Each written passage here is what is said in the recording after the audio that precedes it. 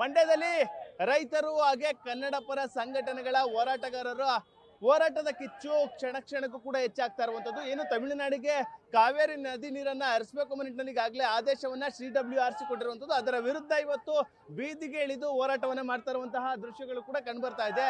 ದೃಶ್ಯಗಳಲ್ಲಿ ನೋಡ್ತಾ ಇದ್ದೀರಾ, ಹಳೆ ಮೈಸೂರು ಬೆಂಗಳೂರು ಹೆದ್ದಾರಿಯನ್ನ ಮಂಡ್ಯದ ಸಂಜೆ ಇರುತ್ತದೆ ಬರಲಿ ತಡೆದು ಹೆದ್ದಾರಿಯಲ್ಲೇ ರೈತರು ಕುಳಿತಿರೆ. ಮತ್ತೊಂದು ಕಡೆ ಕನ್ನಡ ಪರ ಸಂಘಟನೆಗಳು ಹೋರಾಟಗಾರರು ಹುಳ್ಳಿ ಚಳುವಳಿಯನ್ನ ಖಾಲಿ ಬಿಂದಿಗೆಗಳನ್ನ ಹಿಡಿದು ಪ್ರತಿಭಟನೆಯನ್ನ ಮಾಡ್ತಾ ಇರುವಂತದ್ದು. ಅವರೆಲ್ಲರೂ ಕೂಡ ಆಕ್ರೋಶವನ್ನ ವ್ಯಕ್ತಪಡಿಸ್ತಾ ಇದ್ದಾರೆ.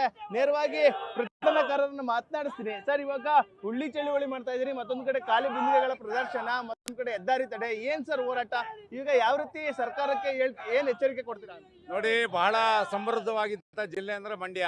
ಹಿಂದೆ ದೇವರಾಜ್ ಅರಸು ಅವರು ಮುಖ್ಯಮಂತ್ರಿ ಒಂದು ಮಾತು ಹೇಳಿದ್ರು, ಅವರನ್ನ ಮೀರಿಸಿ ಒಂದು ಸ್ಟೆಪ್ ಮುಂದೆ ಹೋಗಿ DK ಶಿವಕುಮಾರ್ ಅವರು ಅಕ್ಷರಶಃ ಇವತ್ತು ಮಂಡ್ಯ ಜನತೆಗೆ ಹುಳ್ಳಿ ಚೆಲ್ಲುವಂಥ ಒಂದು ಗ್ಯಾರಂಟಿಯನ್ನು ಇವತ್ತು ಕೊಟ್ಟಿದ್ದಾರೆ. ತತ್ಕ್ಷಣವೇ ಇವರು ನೀರು ಬಿಡಬಾರ್ದು, ಸರ್ವಪಕ್ಷಗಳ ಸಭೆ ಕರಿಬೇಕು, CWRCಗೆ ಮನವರಿಕೆ ಮಾಡಿಕೊಡ್ಬೇಕು.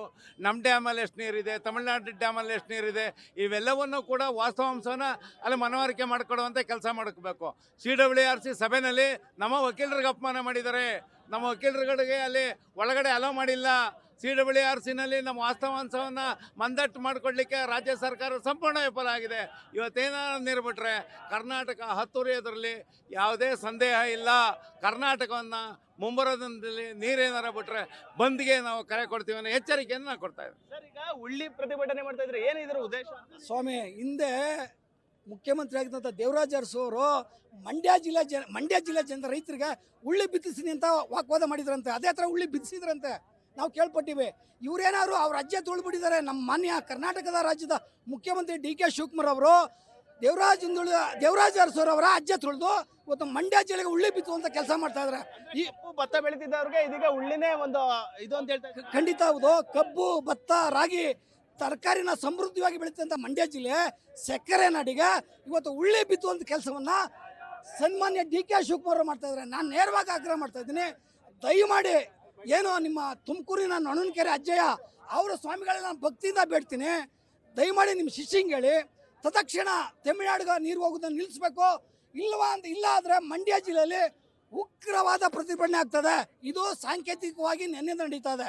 ಈ ಮೇಲೆ ಪ್ರತಿ ಹಳ್ಳಿಯಿಂದ ಪ್ರತಿ ಪಂಚಾಯತಿಯಿಂದ ಉಗ್ರವಾದ ರೈತರು ಬರ್ತಾರೆ.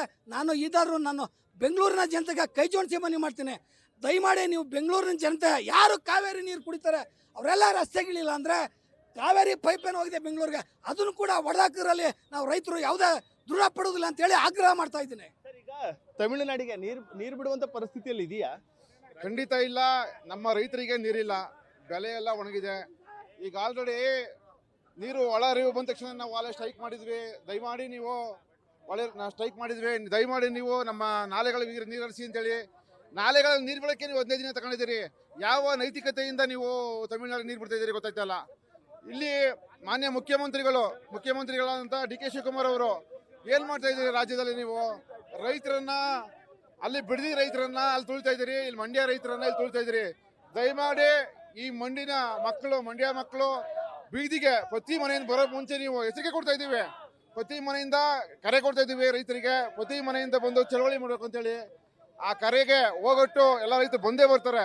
ಆ ರೈತರು ಬರೋಕ್ಕೆ ಮುಂಚೆ ನೀವು ದಯಮಾಡಿ ಕಾವೇರಿ ನೀರು ತಮಿಳುನಾಡು ನಮ್ಮ ರೈತರು ಮಾತ್ರ ಇರಬೇಕು, ಆ ಥರ ನೀವು ಕಾಪಾಡ್ಕೊಳ್ಳೋ ಜವಾಬ್ದಾರಿ ನಿಮ್ಮದು. ಆ ನೈತಿಕತೆ ನೀವು ಉಳಿಸ್ಕೊಳ್ಳಿ.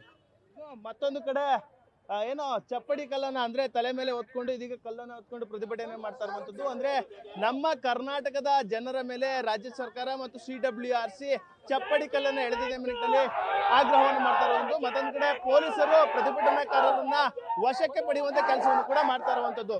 ಕ್ಯಾಮ್ರಾ ಪರ್ಸನ್ ನರ್ಸಿ ಜೊತೆ ನಂದೀಶ್, ನ್ಯೂಸ್ ಫಸ್ಟ್, ಮಂಡ್ಯ.